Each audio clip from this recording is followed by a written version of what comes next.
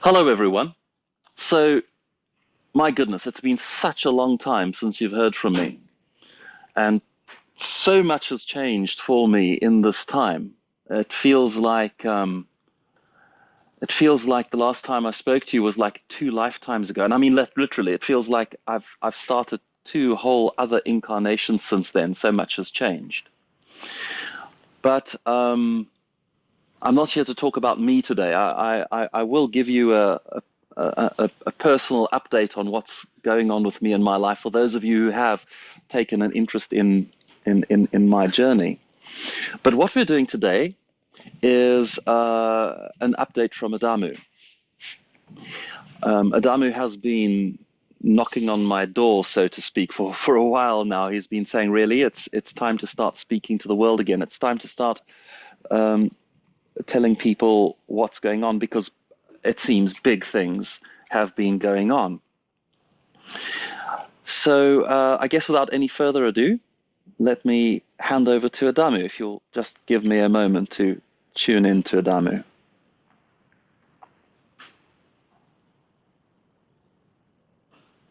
Greetings, my friends. I am Adamu of the monadic entity of the Pleiadian civilization.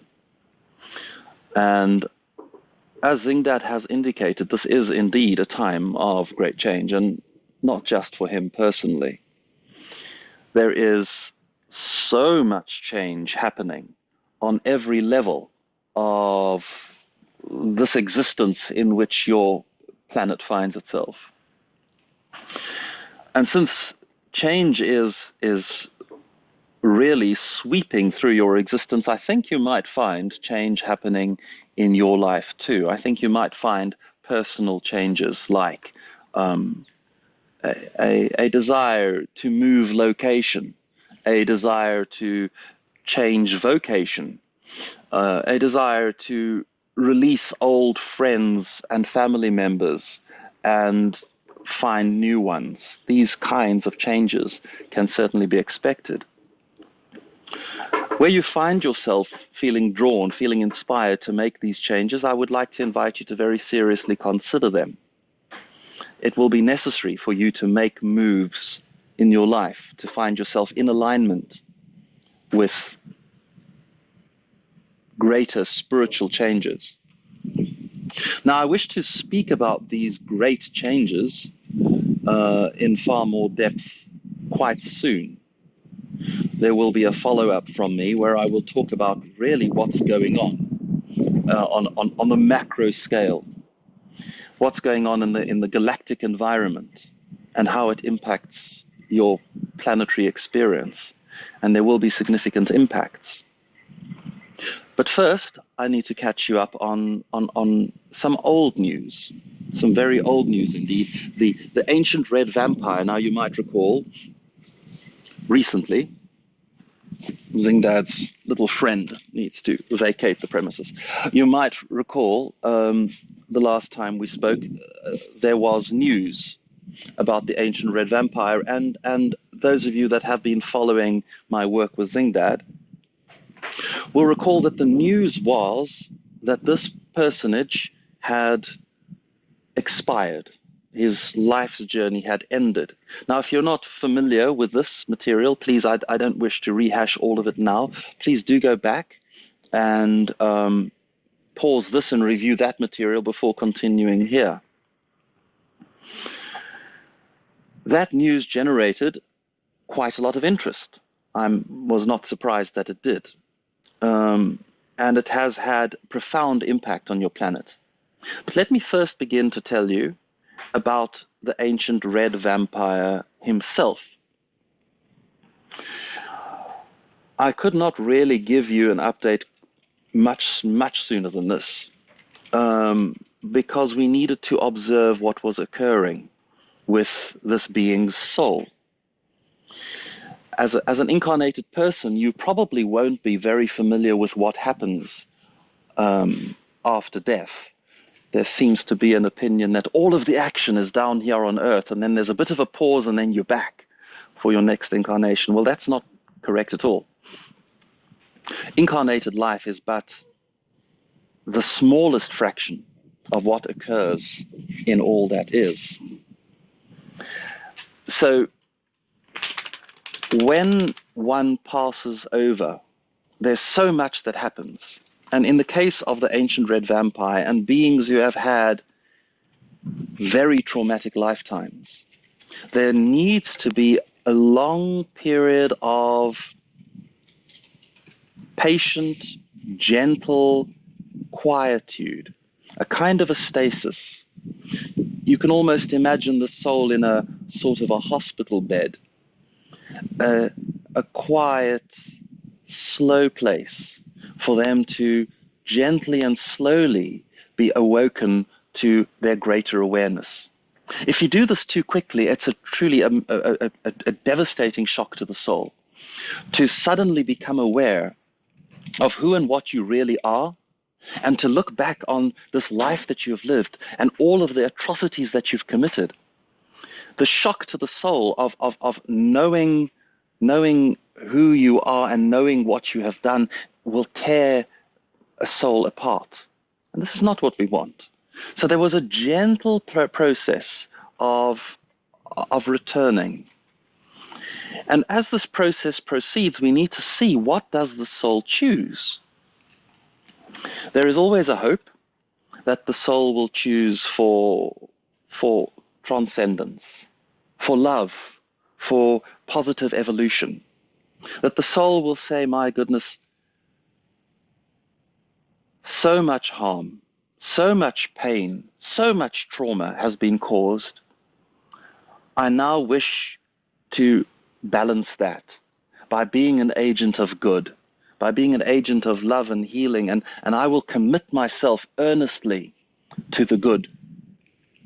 There is always the possibility that the soul retains a state of rebellion, retains a state of anger, and says, I'm clinging to what was, and I'm going to try and engage with the world and keep my legacy of darkness going. Well, fortunately, in the case of the ancient red vampire, the former was his choice, as he slowly, gently, with lots of guidance, awoke to greater awareness as these shocks of remembering, of revisiting this long, many thousand years long lifetime, revisiting all of this and remembering all of this. There was a deep mourning that arose in his soul, and a deep desire for setting things right. So the good news is the soul of the ancient red vampire is now on the side of the light. And that's why we can now report this. If you act too soon, you must be aware, obviously, that it's not only yourselves, it's not only the good people of planet Earth that watch these updates. Obviously, those that you would consider the opposition, those that are working for the darkness and for the continued oppression of humanity, also keep an eye on these updates. So we need to be careful what information we release and when. And it is now time that we can release that information, that the soul is on the side of the light. Now, many of you have wondered, so who was the ancient red vampire? Who was this person? What was his name? Was he this one or that one? You know, those who have studied some of the truly ancient literature from Babylonia and from before have come up with postulates. Well, one of the names by which he was known was the Nameless One. And there's a very good reason for that. His birth name is lost in history, and if we were to find that birth name, it would be absolutely irrelevant to you. He came from one of the secret families, truly secret families. If you think you know a name of the family, then you don't. The names that you know are always just the hands. They're always those who are serving the truly secret families. They make a mission to be completely invisible to the rest of you. So his name is truly irrelevant. And if you've guessed upon a name, I'm sorry to inform you, you're wrong. There's no real record of him. He's known as the Nameless One. He didn't like to be called the Nameless One. He liked to be called the All-Seeing Eye, and he liked to um, create little monuments to himself. There's a very familiar image that you by now know, the pyramid with the eye on the top of it. And this was how he wanted to be known, as the all-seeing eye. And he wanted those who were aware of him to fear him, and to fear that he knew everything, that he was all-knowing and all-seeing. And of course, this was not true. He managed, through certain associations with, I suppose you would call them, demonic entities, dark ones, lost ones, he managed to get information that he otherwise should never have been able to know. He managed to be a center of information of this kind of power. And he was also very wise, a master of psychology, and would use the information that he had to its maximum benefit. He was also known as the tall man, the thin man, often just the man. But these were the words that people used to indicate this person. I think we have a little dog who's interfering with the camera work. Let's bring her over here. Zingdad's other little friend, her name is Maya. So, my friends, let us now truly put him to rest. He is no longer a player in this world in any way that would matter to you. He will be a player from behind the scenes on the side of the light. That much we are sure of. What is important to know is that with his demise, he was the linchpin that was holding together numerous organizations and structures. Numerous of the ancient families were aligned with him because he was just that powerful, that central a figure. For thousands of years, he had been this. With his demise, and with no apparent heir, with nobody who knew what he knew, nobody who was able to control Marzons and other dark entities as he was, with all of that gone, the organization that, or this organization of organizations that he was the head of, is crumbling. There's internal conflict. Things are falling apart. The control that they wielded over the planet is falling apart. And I wish to discuss this, the political and socio-political ramifications of this. I wish to discuss this at greater length in due course. But for now, simply to say, that chapter is over. Finally, completely, irrevocably over. Now, the next subject I'd like to address is that of the assassin. The person who caused the demise of the ancient red vampire is a subject that has caused much interest. Zingdad was very surprised after the release of that video to receive numerous emails. I think the final total was 22 communiques from people from all over the world who wished to inform Zingdad that it was they. They were the one. They were the secret mystery assassin. Now, aside from those 22, there were quite a number other of you who didn't choose to contact Zingdad, who thought, oh my goodness, I think it was me. So for all of you who thought it was you, I'd like to let you know that you were a very important, very necessary, very useful, very welcome part of the mission, of the process of accomplishing not only the termination of the ancient red vampire, but also the successful escape of the assassin. There's a term used in military and intelligence circles. I think it's expressed as FUD, F-U-D, fear, uncertainty, and doubt. When it was time for the trap set by the assassin to snap its jaws, everybody who could be called into action was, and in whatever way.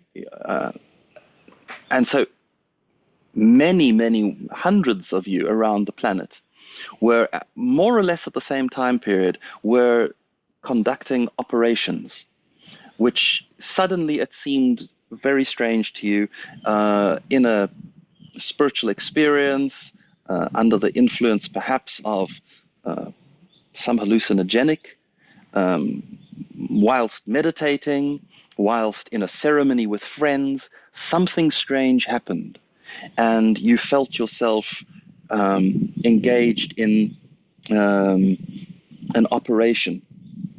And then when you heard about the death of the ancient red vampire, it clicked for you. You said, I think that was it. And indeed, you were a part of the operation. You were a very, very important part of the mission. The actual person involved is not somebody who follows these updates, is not somebody who is even aware of Zingdad or his work, is, I don't want to reveal too much information, but I can say somebody who lives a very remote life, and also somebody who truly understood in specific and in detail, once the mission had been accomplished, truly understood what had happened, and very clearly would have understood that this is not something you communicate to a single other soul. If you want to continue existing on this planet, you just keep going like nothing happened. This person understood all of that. But that isn't to say that we are not deeply grateful to everybody who was a part of the successful mission, and who indeed allowed our intrepid assassin to get away with, successfully accomplish the task and carry on with their life. So that's the update for now.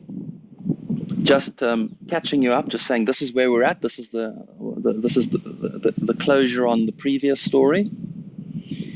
I have a very important forward-looking update to give to you next. It's going to take a little work for me to plant all the bits of information in Zingdad's mind, so that we can have a smooth flow through, that we can have a smooth narrative. Perhaps you aren't aware, Zingdad doesn't trans-channel me. What occurs here is I place snippets of information in his mind, and then on the day he shows up and he tunes into my energy, and the best expression I can give is he translates for me. So Zingdad is still completely present for this whole process. So we need to work a little carefully, and there's so much information that needs to come across in the next update. It's truly planet-changing stuff that we're engaged in now. Everything that was has come to an end. We're engaging in a whole new reality with entirely different rules. The things that held you back previously no longer do, except that you continue to believe they do. They continue to echo for you. So there's much of importance to share in our next update. Please stay tuned for that. I hope that will be quite soon. Until the next time, I greet you with love. I am Adamu. of the monadic entity of the Pleiadian civilization, and I have been coming to you, as always, through my beloved friend, Zingdad. Goodbye.